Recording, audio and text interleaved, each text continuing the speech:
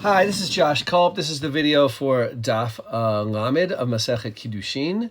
I wanted to talk today about the age of marriage, and the sugya here, a very interesting sugya. It really starts on the bottom of Kaf Tet, but continues on Daf Lammed, about the age in which people get married and the various choices and maybe how the rabbis live their lives. So first of all, a couple methodological words, and I spoke about this a little bit in my commentary. The fact that a text says something does not necessarily mean that that's actually how people live their lives. You have to look at what the vantage point of the text is. What's the text trying to, is it a historical text trying to just portray how people live their lives? Or is it a moral text trying to urge people to live their lives in a certain way? Or is it maybe more of a discussion and talking about the problematics of the way our lives work out? And I think that the rabbinic texts are clearly not historical texts describing how people actually live their lives. They're more on the lines of either moral exhortations or really a discourse in some of the issues. And over here, I want to explain that how it works out with marriage and versus the study of Torah. First of all, Adiel Schremer, who is a scholar at Bar Ilan University, has studied this issue, says that at least in Eretz Yisrael, in the land of Israel during the Roman period, people tended to get married at a later age than we think. He thinks that men, including Jews, often didn't get married until the age of 30, and that girls didn't get married until the age of 20, sometimes even 25. Why would people get married so late? It's clearly that there's economic pressures. A boy who gets married later will have had more of an opportunity to earn a living and provide for his family than if he immediately begins to get married and produce children. And the same thing is true for a girl. A girl who gets married early in those days would have gotten pregnant early, would have had more children.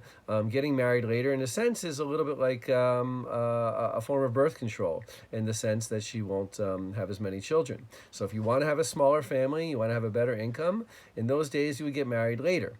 Now, the rabbis didn't necessarily like this because, after all, producing less children means that, the smaller family. There's also a threat of sexual sin. People really can't go till 30, 25 without engaging in sexual relations. And that could lead into to phenomena such as prostitution, perhaps more masturbation, and things that rabbis looked on askance.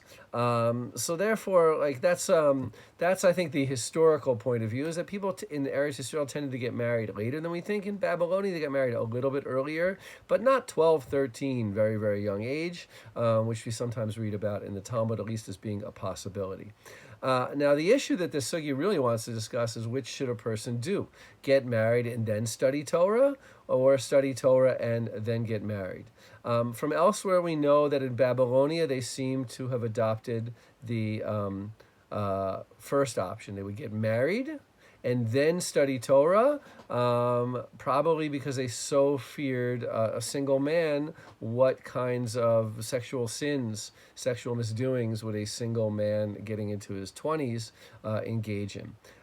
So we find that in Babylonian literature, men are getting married first and then going to study Torah, and that leads to this strange phenomenon of men getting married and then going away for very long periods of time to study Torah, which is a sugya in Ketubot that we learned. In Eretz Yisrael, they preferred to study Torah longer and let the chips fall where they may and get married a little bit later, which was reflective of their society.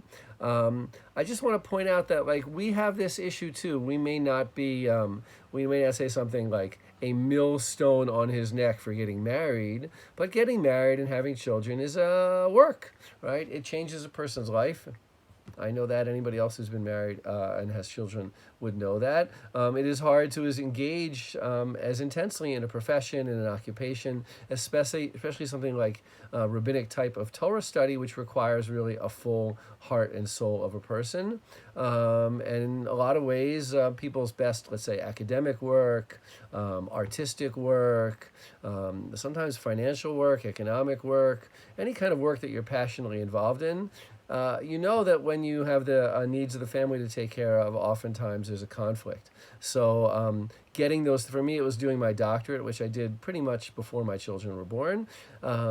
getting some of those really large undertakings done with before one's children are born makes it much more efficient, much more easy, and oftentimes things that are done when we're younger, we can do them with greater fervency, with greater energy, with greater memory than once we start having children. So I think that the sugya is really, really relevant to how people choose to live their lives, both back then and now. And I would encourage to think about it and to maybe talk about it on our Facebook group, which you're all always welcome to participate in.